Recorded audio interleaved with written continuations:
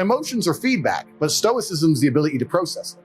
And that's what you need to be learn as a man. You're never going to be able to turn them off. You're going to feel them. You have to learn how to process them and turn them into a positive. It's energy. It's unlimited energy. I say this all the time. I say that the biggest periods of transformation in my life is when everything was going wrong. But when I make my biggest progress, when I really change who I am and change the world, that's when everything's fucked. When things go wrong, or I'm feeling things I don't want to feel, or bad things are happening, that's when I'm like, okay, I currently cannot sleep. I've completed the day's tasks. I've tried to go to bed. I can't sleep. More shit has to get done. That's when the amazing things happen in my life. When I was heartbroken, I hit the gym harder, right? So all the bad things that happen to you as a man, if you're stoic, you get to take unlimited energy. Heartbreak is unlimited energy. So is depression. So is rage. So is sadness. All these negative emotions they tell you to collapse behind. Bruce Lee says, be like water. And people see that as be fluid and just go with the flow. I disagree. If you're like water, you're necessary for life. You are scary when you're enraged. You're powerful. You're beautiful when you're calm. You're so many things when you're like water, right? So if I'm enraged, it's like water behind a dam. You just got to put the dam in place, and you got to get the turbo, the hydroelectrics put in. Don't tsunami your life. Put the energy somewhere. And this is the most beautiful thing about it, because people message me all the time like, oh, but Tate, you don't know how sad I feel. No, incorrect. I know exactly how sad you feel. Difference is I used it. And you're sitting here still crying, some random guy on email for the fucking third month in a row. That's the difference between you and me, my friend. I was becoming a world champion kickboxer. If I feel sad, it does not change how I act, and it does not change the things I do. If I don't feel like going to the gym, I go to the gym. If I don't feel like working, I will still work. I lived in a world for 15 years where I didn't feel like fighting because my nose was broken, but I had to fight anyway. Mm-hmm. So a lot of these people come to me and they say, oh, but I feel this way. I don't put a huge amount of importance on emotions. It's not that I don't feel them.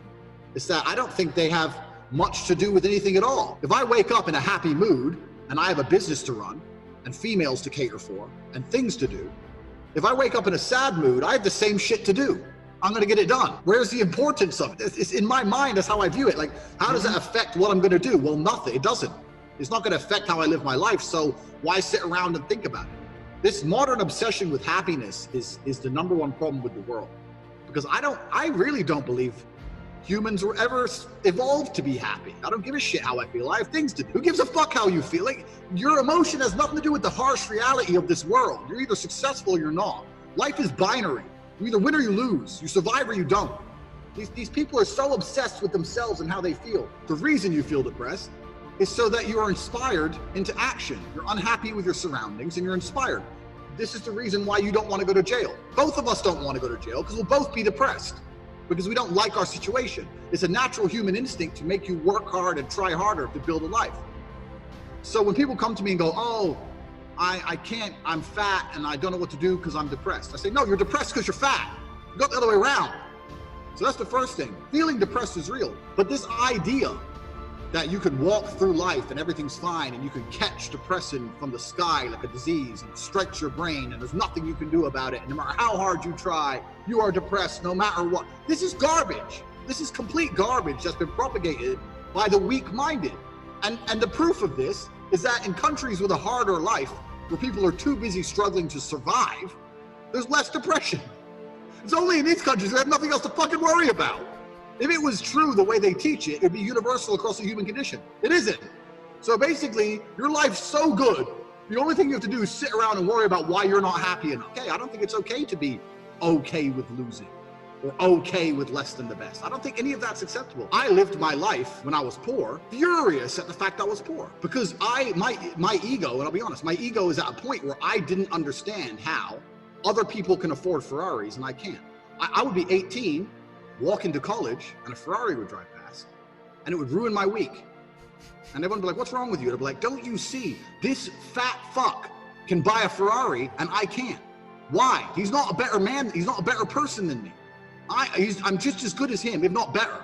I couldn't stand the fact that there were people who could do things I couldn't. So this gave me unlimited motivation to get rich. Now I found a way to get rich, and I believe that anyone who really, really, truly wants to get rich will get rich, one way or another. I couldn't stand being ordinary. And my question is this: you're saying ordinary people need to come in terms of their ordinariness. I don't think they do. I think they need to become extraordinary. I think they need to try harder.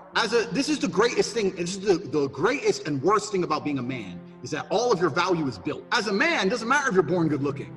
If you're stupid, and weak and broke, you're still going to struggle. It doesn't matter if you're born rich. As a man, you need to have it all. You need to have wisdom. You need to be funny, strong, good looking helps. They like the idea of you being able to fight. You need interesting stories. You need money. You need freedom to be able to say to a girl, fuck it, we're going to Moscow, pack now. You need all these things. And a lot of that is self-built, not all of it, but a lot of it is. So when I speak to ordinary people, I say, well, how are you trying to stop yourself from being ordinary? And a lot of them aren't. Well, then what the fuck are you going to live an ordinary life if you have ordinary results? I couldn't tolerate that. There's no way I would have been a normal person. And I don't know why people are trying to come to terms with that. I don't think you should. I think you should be constantly pushing to be extraordinary, no matter who you are. Talent is only identified in the top 3%. Like, people say this, I had this all the time. Oh, but Tate, you're lucky you can fight. I'm like, what do you mean lucky? We didn't find out I could fight or not until I'd already trained for 10 years. Because until the hard work's done, that's where you see the talent. At the beginning, everyone has to work hard. Because if I do no work and someone who's not talented works hard, they're going to beat me. So we have to both work our asses off till we're at the very, very top tier. And the only way I can get ahead of him is talent. So talent doesn't appear to the end anyway. Most people haven't worked hard enough at anything to even identify if they have talent. There's loads of people who could be extremely talented at shit, but they're too lazy to even do the basics. So most people don't even know their own talent. Is there anything particularly I want that I don't have? No. I pretty much have everything I want. And I gave it all to myself. This is what I mean, because I wouldn't accept being ordinary. This is my point. This is my exact point. My life was ordinary, bro. My life was ordinary. My mom and dad split up. I'm in a homeless house. I'm in a shit school. Me and my brother and my mom and my sister were living in some homeless hostel. I didn't know how to fight. I had no money. I'm a normal skinny kid. And then I became kickboxing world champion, multimillionaire. That was all me. And it's all because I sat there and goes, nah, fuck this. So I think everyone else could do the same. You know, who's saying the guy watching this right now would not be a better fighter than me if they didn't go fight? Maybe, but they don't try. They don't go. They're pussies. They're too afraid. They're too afraid to even go and fucking get punched, so they'll never know. And that's the life they want to live because they'd rather be ordinary. I couldn't live ordinary, bro. I couldn't even do it. Couldn't even do it. I believe that all of my problems are going to be fixed by me. That no one else is going to wake up and give a fuck about my problems the way I'm going to give a fuck. Nobody else is going to be prepared to go through what it takes to fix them but me. If I'm in the ring getting an ass kicking, not my coach, not my corner, not my fans, no one's going to get me out of there alive but me. It is me. So I turn to myself. If I have a problem, I'll sit in silence on my own. I'll turn to Andrew fucking Tate and he'll get it done. So when you get the feedback, it's all about how you internalize it and how you process it, right? It's having stoicism's not feeling emotions. It's feeling the emotion and going, okay, why is this happening? How much does this really matter? What's the most intelligent move on the chessboard? In the game of chess, there's no luck. If you lose, no matter how well you played, if you lose, at some point you made a mistake. Even if it's the most minor mistake, you made a mistake.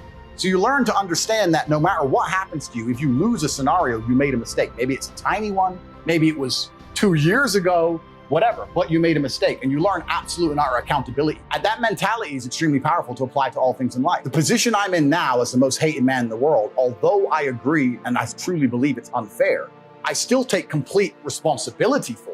All of this is my fault, but the Bugatti on my drive is my fault, and the yacht is my fault, the private jet's my fault. So it's all my fault.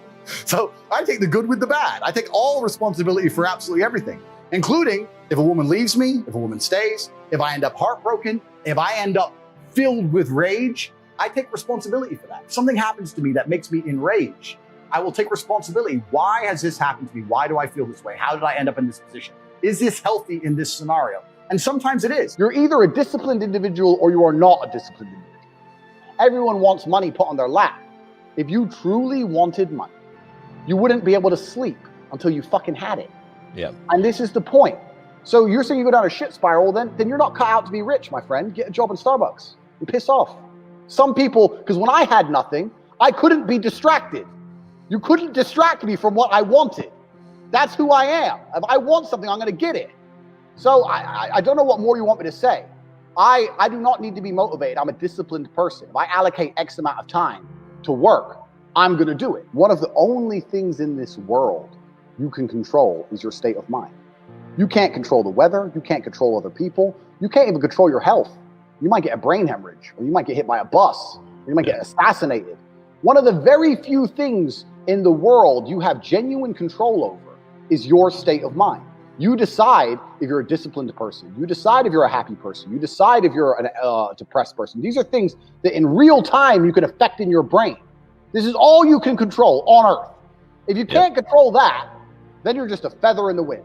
And life's going to blow you around, and you might land somewhere good. You might land in dog shit. Nobody knows.